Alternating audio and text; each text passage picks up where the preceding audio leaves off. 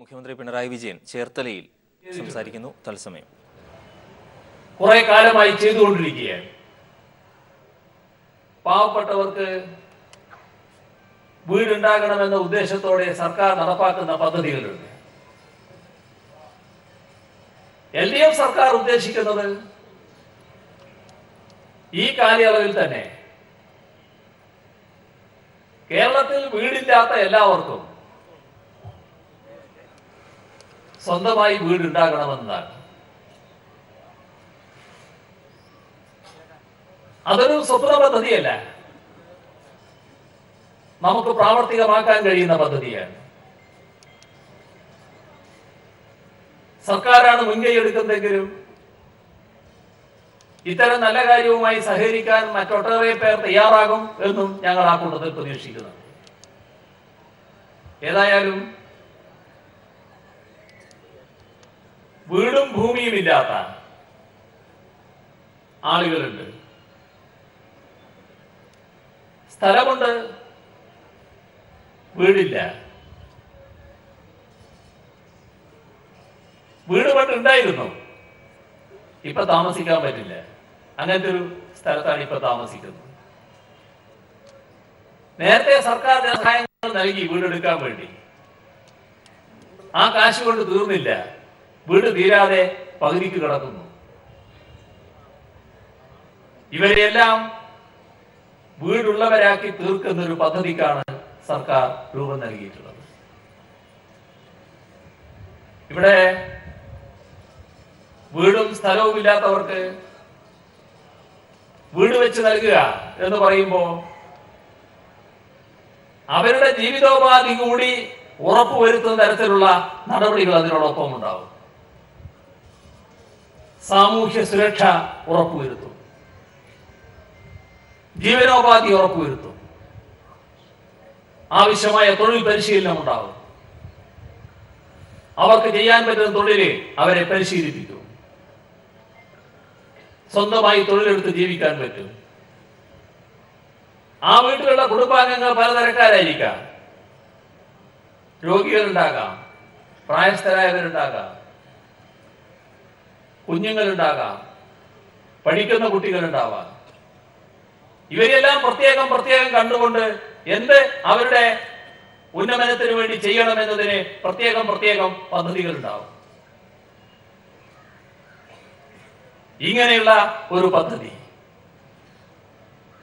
അത് യഥാർത്ഥത്തിൽ നമ്മുടെ നാട്ടിലെ പാവപ്പെട്ടവരെ കണ്ടുകൊണ്ടൊരു പദ്ധതിയാണ്.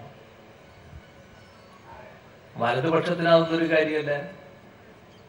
ഇവർക്ക് വീടുണ്ടായി പോലും ഉണ്ടായില്ല പോലും അതൊന്നും വലതുപക്ഷത്തെ ആക്കുന്ന കാര്യമല്ല. പക്ഷെ നമുക്കത് പ്രശ്നമാണ്, നമുക്കത് പ്രധാനമാണ്. ആ വിഭാഗത്തെ പുനരുദ്ധരിക്കുക, വീടുള്ളവരാക്കി മാറ്റുക എന്നത് തന്നെയാണ് LDF കാണുന്നത്. അതിന്റെ ഭാഗമായുള്ള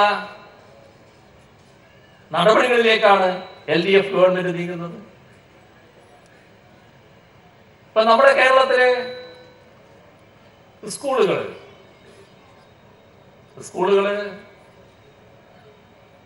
സ്കൂൾ വിദ്യാഭ്യാസത്തിന്റെ കാര്യത്തിൽ പൊതു വിദ്യാഭ്യാസ രംഗത്ത് നമ്മൾ വളരെ മെച്ചപ്പെട്ടു നിൽക്കുന്നവരാണ്.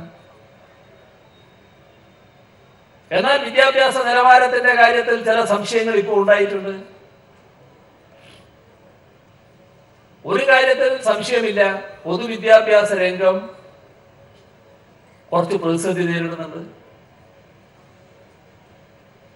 പൊതുവിദ്യാഭ്യാസത്തെ സംരക്ഷിക്കുന്ന കാര്യത്തെ കുറിച്ച് നമ്മൾ എല്ലാവരും സംസാരിക്കാറുണ്ട്.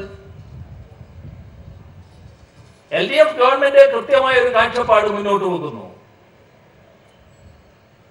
1ാം തരം മുതൽ 12ാം തരം വരെ പഠിക്കുന്ന കുട്ടികൾ, അവർക്ക് മികവുറ്റ പഠന സമ്പ്രദായങ്ങൾ ലഭ്യമാക്കണം. രംഗം വെക്കാൻ കഴിയുമെന്ന് ആലോചിക്കും. സ്വാഭാവികമാണിതൊക്കെ. ആ സ്വാഭാവികമായി ഉണ്ടാകാനിടയുള്ള എതിർപ്പ്, ആ എതിർപ്പിനെ ഭയപ്പെട്ട് ഇതിന് തുടക്കം കുറിച്ചവർ പുറകോട്ട് പോകുമെന്ന് ആരെങ്കിലും കരുതുന്നുണ്ടെങ്കിൽ അത് വലിയ തെറ്റിദ്ധാരണയാണ് എന്ന് മാത്രമേ അവരോട് പറയാനുള്ളൂ. ഞങ്ങൾ ഏത് വഴിക്കാണോ സഞ്ചരിക്കേണ്ടത് എന്ന് ഞങ്ങൾക്ക് നല്ല നിശ്ചയമുണ്ട്. ആ വഴിക്ക് തന്നെ ഞങ്ങൾ മുന്നോട്ട് പോകും എന്നതാണ് അതുമായി ബന്ധപ്പെട്ട് ഞങ്ങൾക്ക് പറയാനുള്ളത്.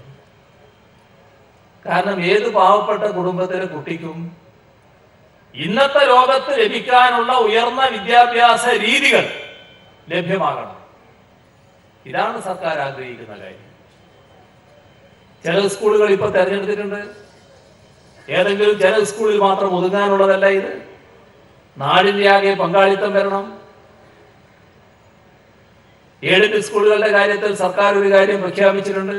എത്ര അവിടെ ഓരോ സ്കൂളിലും നമ്മുടെ പൂർവ്വ വിദ്യാർത്ഥി സംഘടനകളുണ്ട്, അതോടൊപ്പം PTA ഉണ്ട്, അധ്യാപക രക്ഷാകർതൃ സമിതിയുണ്ട്, തദ്ദേശ ഭരണ സ്ഥാപനങ്ങളുണ്ട്, MLAയും MP ഉണ്ട്. പിന്നെ ഇത്തരം നല്ല കാര്യത്തെയൊക്കെ എല്ലാം സഹായിക്കാൻ തയ്യാറാകുന്ന നാട്ടുകാരുണ്ട്.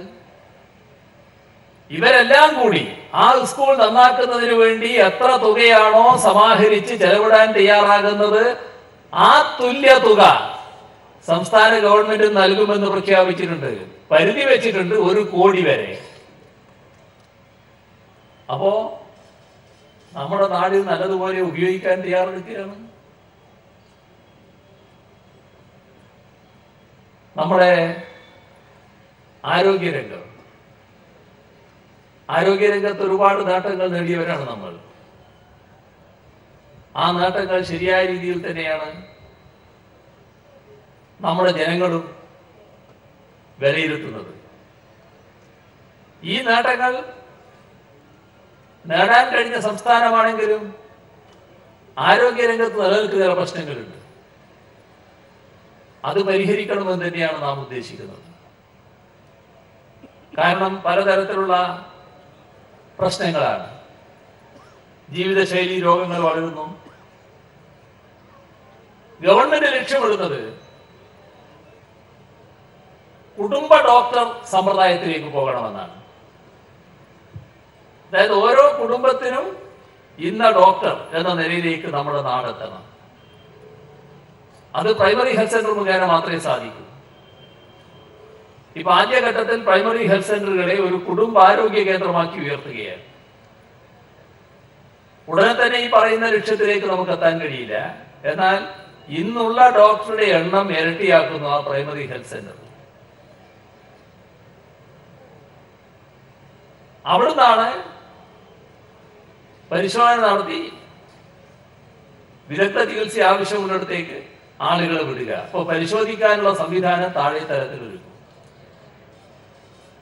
നമ്മുടെ ആശുപത്രികൾ, മെഡിക്കൽ കോളേജ് ആശുപത്രിയുണ്ട്, ജില്ലാ ആശുപത്രി, ജനറൽ ഹോസ്പിറ്റലുകൾ, താലൂക്ക് ആശുപത്രികൾ, കമ്മ്യൂണിറ്റി ഹെൽത്ത് സെന്ററുകൾ, ഇങ്ങനെയാണല്ലോ കിടക്കുന്നത് നമ്മുടെ ആശുപത്രികളുടെ നില. മെഡിക്കൽ കോളേജ് തൊട്ട് താലൂക്ക് ആശുപത്രികൾ വരെ ക്രമാനുഗതമായി സ്പെഷ്യാലിറ്റി, സൂപ്പർ സ്പെഷ്യാലിറ്റി സൗകര്യങ്ങൾ നമ്മൾ ഉറപ്പുവരുത്തും. എന്ന് പറഞ്ഞാൽ അവിടെ ചെല്ലുന്ന രോഗികൾക്ക് ഏറ്റവും ഉയർന്ന ചികിത്സ ലഭ്യമാകും. ഏറ്റവും കുറഞ്ഞ പൈസക്ക് മരുന്ന് ലഭ്യമാക്കുന്ന നിലപാടിലേക്ക് നീങ്ങും. ഇതെല്ലാം നമ്മുടെ സംസ്ഥാനത്ത് ഒരുക്കാൻ പോവുകയാണ്. അതിനാണ് ആർദ്രം എന്ന പേരിൽ ആരോഗ്യരംഗത്ത് ഒരു മിഷൻ പ്രവർത്തനം നടക്കുന്നത്. അത് നാം തിരിച്ചറിയണം. ഇനി അങ്ങോട്ട് പ്രകൃതിയെ പൂർണ്ണമായി സംരക്ഷിക്കുന്ന നിലപാടിലേക്ക് നാം നീങ്ങണം. ഏത് കാര്യത്തിലും പാരിസ്ഥിതിക സംരക്ഷണത്തിന് മുൻതൂക്കം കൊടുക്കാൻ നമുക്കാവണം. നമ്മുടെ മണ്ണ്, നമ്മുടെ ഭൂമി, നമ്മുടെ വെള്ളം ഇതെല്ലാം ശുദ്ധമായിരിക്കണം. ഏത് വെള്ളവും കായലിലെയോ തോടിലെയോ കുളത്തിലെയോ കിണറിലെയോ നദിയിലെയോ എവിടെയുള്ള വെള്ളമാവട്ടെ, ആ വെള്ളമെല്ലാം കുടിക്കാൻ പറ്റുന്ന രീതിയിലുള്ള ശുദ്ധമായ വെള്ളമാക്കി മാറ്റാൻ നമുക്ക് കഴിയണം. ഇതൊന്നും അസാധ്യമായൊരു കാര്യമല്ല. നാം ഒരേ ബോധത്തോടെ ഒന്നിച്ചിറങ്ങണമെന്ന് മാത്രമേ ഉള്ളൂ. കാരണം നമുക്കിതെല്ലാം വരുന്ന തലമുറയെ ഏൽപ്പിച്ചു കൊടുക്കാനുള്ളതാണ്. അത് ഏൽപ്പിച്ചു കൊടുക്കുമ്പോൾ ശുദ്ധമായതായിരിക്കണം നാം ഏൽപ്പിച്ചു കൊടുക്കുന്നത്. അതിനുതകുന്ന പ്രവർത്തനങ്ങളാണ് നാം സംഘടിപ്പിക്കുന്നത്. അതൊരു സർക്കാർ പരിപാടി മാത്രമല്ല, നേരത്തെ പറഞ്ഞ എല്ലാ കാര്യങ്ങളും സർക്കാർ പരിപാടി മാത്രമല്ല, നല്ല ജനപങ്കാളിത്തത്തോടെ നടപ്പാക്കാനുള്ള പരിപാടിയാണ്. അതോടൊപ്പം ശുചീകരണ പ്രവർത്തനങ്ങൾ, നല്ല നിലക്ക് ശുചീകരണ പ്രവർത്തനങ്ങൾ നടക്കണം. വലിയ ജനപങ്കാളിത്തത്തോടെ ഇടപെടുന്ന നിലയുണ്ടാവണം. അങ്ങനെയാണ് വൃത്തിയുള്ള ഒരു നാടാക്കി നമ്മുടെ നാടിനെ മാറ്റാൻ നമുക്ക് കഴിയുക. കൃഷിയുടെ രംഗം ഉൽപാദനക്ഷമത വർദ്ധിക്കണം. നല്ല സുരക്ഷിതമായ ഭക്ഷ്യവസ്തുക്കളായിരിക്കണം നമ്മൾ ഉൽപ്പാദിപ്പിക്കുന്നത്. നമ്മൾ സാധാരണ വിഷരഹിതം എന്ന് പറയാറില്ലേ, ആ വിഷരഹിതമായ ഉൽപ്പന്നങ്ങളാവണം. അതിന് കഴിയണമെങ്കിൽ ജൈവ കൃഷി രീതിയിലേക്ക് നാം വലിയ തോതിൽ മാറണം. ഇങ്ങനെ കൃഷിയുടെ രംഗത്തും മാറ്റങ്ങൾ വരുത്താനാണ് ഉദ്ദേശിക്കുന്നത്. പച്ചക്കറിയുടെ കാര്യത്തിൽ നമുക്ക് സ്വയം പര്യാപ്തത നേടാം. മറ്റു രാജ്യങ്ങളിലേക്ക് പച്ചക്കറി അയക്കുന്ന നിലയിലേക്കടക്കം നമുക്ക് ഉയരാൻ കഴിയും. ഇതിനെല്ലാം ഉതകുന്ന ഒരു പ്രവർത്തനമാണ് ഹരിത കേരള മിഷന്റെ ഭാഗമായി സംഘടിപ്പിക്കുന്നത്. അതോടൊപ്പം നല്ല രീതിയിൽ നമ്മുടെ സംസ്ഥാനത്ത് മരം വെച്ച് പിടിപ്പിക്കാനുള്ള പ്രവർത്തനങ്ങൾ നടക്കണം. ഇത് സാധാരണ നിലക്കുള്ളൊരു വികസന പന്ഥാവല്ല. ഇതാണ് നേരത്തെ പറഞ്ഞ സർവതല സ്പർശിയായ വികസനം. ഇതിലൂടെയാണ് ഒരു നാടാകെ വികസിച്ചു വരിക. ഈ നാടിന്റെ എല്ലാ ഭാഗവും, നാടിഞരമ്പുകളും ഈ വികസനത്തിന്റെ ഭാഗമായി മാറും. ഇതാണ് ഉദ്ദേശിക്കുന്നത്.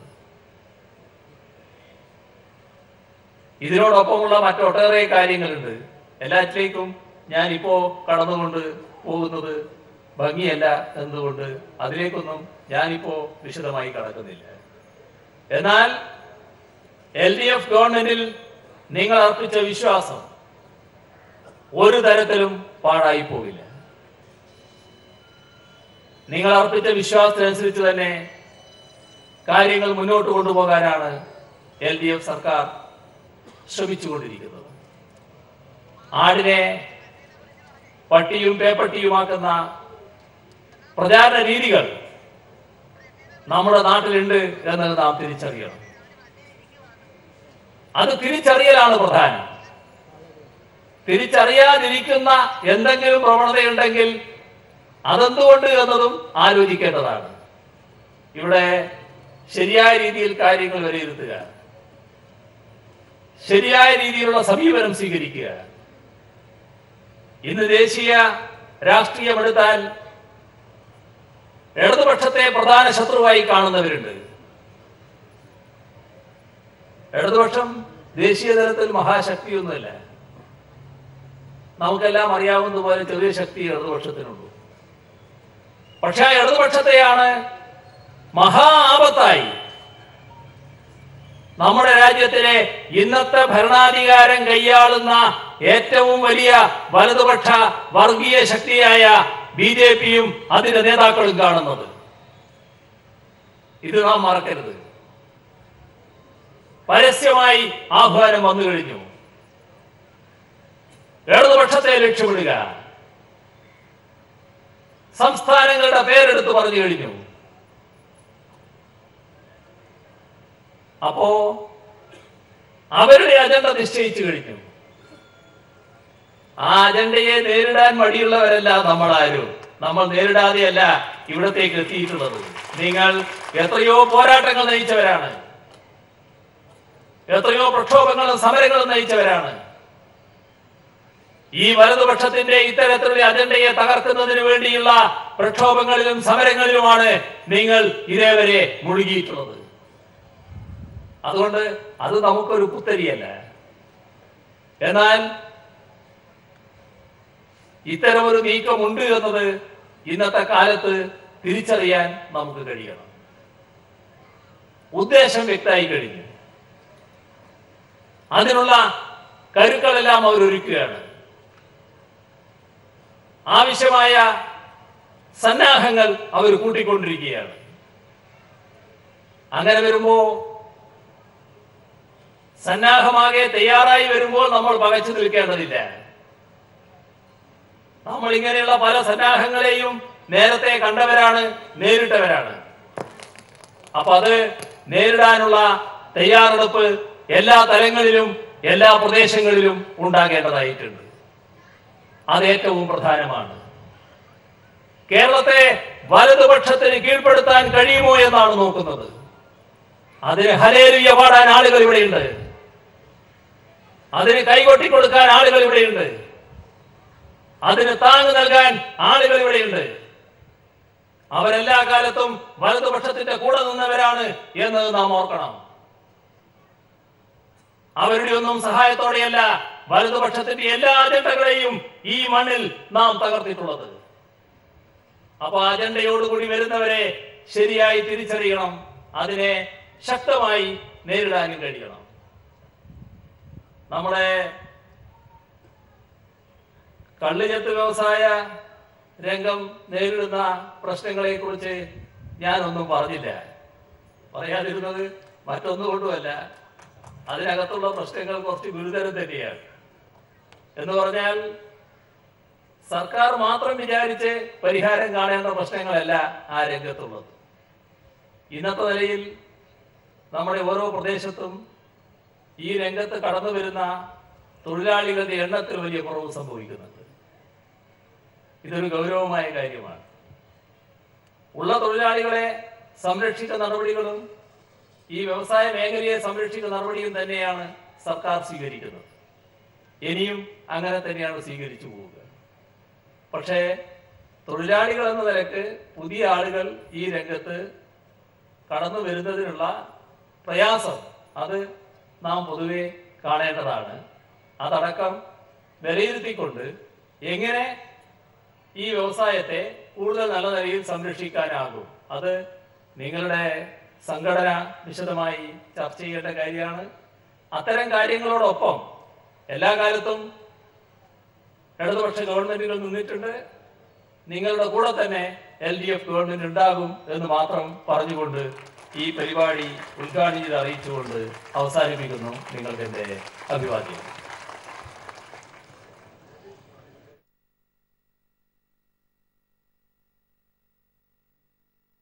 ആലപ്പുഴയിലെ ചേർത്തലയിൽ ചെത്തുതൊഴിലാളി യൂണിയൻ സംസ്ഥാന സമ്മേളനം ഉദ്ഘാടനം ചെയ്ത് സംസാരിക്കുകയായിരുന്നു മുഖ്യമന്ത്രി പിണറായി വിജയൻ.